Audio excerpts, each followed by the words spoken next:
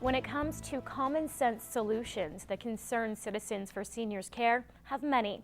The group has won its battle to postpone the demolition of half of the Dr. Cook Extended Care Facility, a building they say serves a vital need for seniors in the community. Dave Semichism has a story. They meet with purpose, they meet with passion. Doctors, politicians, and citizens that all agree on one thing: seniors deserve to be treated with respect, and the Dr. Cook Nursing Home is a place where that happens. It is close to many resources, has great potential for many uses, and takes pressure off of the hospital system.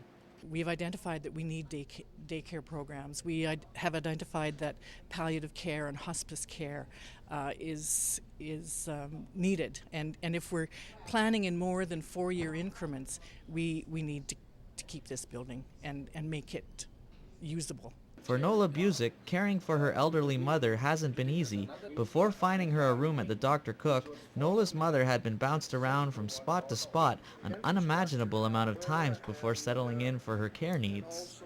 We are just so relieved that we have that facility right here in Lloydminster, where it's very handy for all of us, because we had moved our mother approximately 11 times, I think, in about 5 months. Why tear it down when so much evidence why we need it? This evidence is in the numbers, with growing waiting lists for nursing homes and a generation of baby boomers about to put extra stress on the hospital system. Keeping the beds open would help capacity.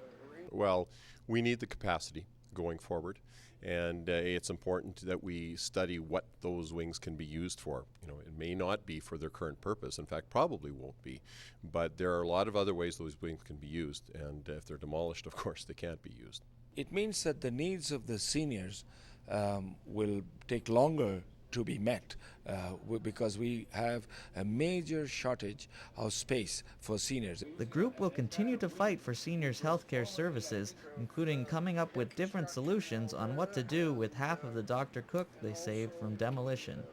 David Semchism, Newcap News. Lloydminster City Council approved construction of a new Infrastructure Services Operations Centre in their 2012 budget. But at a recent meeting, funding was the hot topic. Elise Cox has more. The cost of the Operations Centre is an estimated $40 million. After supplying grants and internal financing, a $20 million debenture may be required over 20 years. A concern to Councillor Allan Cayford. Close to $21 million, which is a huge burden to the taxpayers at $650,000 semi-annually for 20 years, and that's my concern. Alberta Capital Finance Authority's current rate for borrowing is 3%. The semi-annual payments of principal and interest for a 20-year repayment is almost $700,000. The advantage of doing a long-term borrowing would be to lock in the rate for a period of 20 years, for example, and then you would have known costs for the future. Although other councillors weren't concerned with the debenture, the report has only undergone its first reading. We haven't borrowed it, right? All we're saying is we're making the provision to borrow it in the event that we don't have it in our operating cash and in the event we don't get it from grants. If the debenture is needed, residents could see a minor spike in their taxes. The changes in the taxes really depend on the assessment growth, and you can see we've had a number of new developments in the going through council this evening, so the actual increase to an individual property would depend on how much growth we have in the city to offset. Before anything is official, approval from the Saskatchewan Minister of Municipal Affairs and public advertising of the intent to borrow is required. Elise Cox, Newcap News. Meantime, the border city is recognizing Transgender Awareness Week as voted by City Council in yesterday's meeting. The move has caused a bit of controversy. Elise Cox explains. A not-so-talked-about topic came up in the recent City Council meeting: transgender people in Lloydminster. I think anything that creates awareness, inclusion, makes you a better understanding society is a good thing to think about and a good thing to proclaim. Council approved the motion to proclaim Transgender Awareness Week in the border city, but it was after much debate. When I look at that, I just wonder what's how much of the population are really represented in that. I don't see it prevalent in our community at all. So, I mean, why sign something to proclaim a week in our city where there is probably no representation? A statement all too familiar to Trans-Sask Support Services. Well, I think the hesitation in passing the proclamation for Transgender Awareness Week points to the need for Transgender Awareness Week to bring that awareness that the transgender community exists in Lloydminster. Just because we're not visible or vocal doesn't mean we're not there. That's all part of the oppression and the marginalization that the transgender community faces. There's fears about coming out and being public, and the rest of the community doesn't see that we exist. Pinning a number on the population of transgender people in Saskatchewan and Alberta communities is difficult because most remain hidden among populations. Data would certainly tell us that as a percent of population, as a percent of human beings, there's absolutely people represented by the Transgender Association, by the group, and in our city, sure. Studies approximate the transgender population as representing 1 in every 3,000 persons. Transgender Awareness Week is held the last week of March. Elise Cox, Newcap News.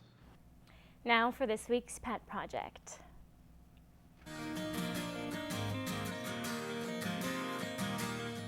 Hi and welcome to this week's Pet Project. I'm at the Lloydminster and District SPCA with Jennifer, and this is Chewy. Yes, Chewy, he's such a sweetheart. He is about 3 years old. We think we're just calling him a Heinz 57. It's kind of hard to tell exactly what he is. Probably does have some Shih Tzu in him though. He is already neutered, he's microchipped, he's up to date on all of his vaccines, including his rabies vaccine as well. He's a really smart little guy. He knows how to sit, stay, lay down. He plays fetch. He has a good energy to him, definitely, but he also likes getting his cuddles as well. So overall, he could be a great family dog, but it's always the best thing to do is bring your entire family down if you do have kids or other animals to do the full introduction and get a really good meet and greet with Chewy.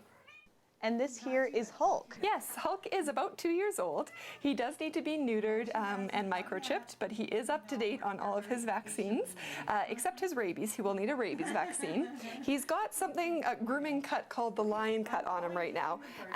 This type of a cut, it does kind of look cool, but it's not cool the reason why he has it. It's because he came into us extremely matted. So our groomer here did have to groom him down so that the mats weren't going to hurt him anymore. But you know, with the proper care, the proper grooming, you're not going to be needing to do this. You just do need to brush your medium-haired cats. He is a sweet little guy. Best thing to do is come down to the shelter for a meet and greet. So Jennifer, your AGM is coming up. It is. It'll be happening next Wednesday, March 21st at 7 p.m. at the West Harvest Inn. It's a really good way for people to see what we were up to last year and then also looking into the future, what's to come for this year for us. And if you're interested in getting involved, coming out to our annual general meeting is the best way to learn more about us. Perfect. And thanks for joining us on this week's Pet Project.